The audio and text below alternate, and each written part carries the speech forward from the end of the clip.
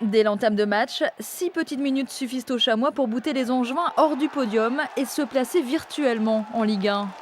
Première action niortaise et premier but, Oula lance Salah, contrôle de l'attaquant argentin qui frappe depuis 25 mètres. La balle heurte l'intérieur de la transversale mais s'enfonce dans les filets.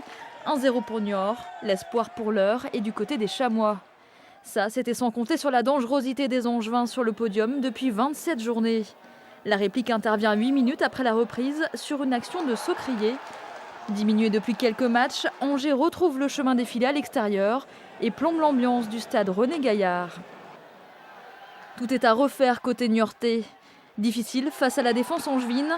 La délivrance pourtant intervient à 3 minutes du coup de sifflet final sur un coup franc de Martin tiré à 35 mètres des buts. Légèrement dévié par Salah, la tentative se concrétise. 2-1, les 8000 spectateurs peuvent enfin exulter. Mais pour l'entraîneur niortais, tout reste à faire.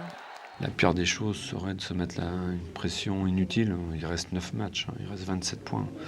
Donc il y a encore beaucoup de chemin. Donc il faut qu'on engrange des points à Istres le week-end prochain, et puis à un autre, parce qu'on sait pertinemment que ce sera compliqué d'aller au bout.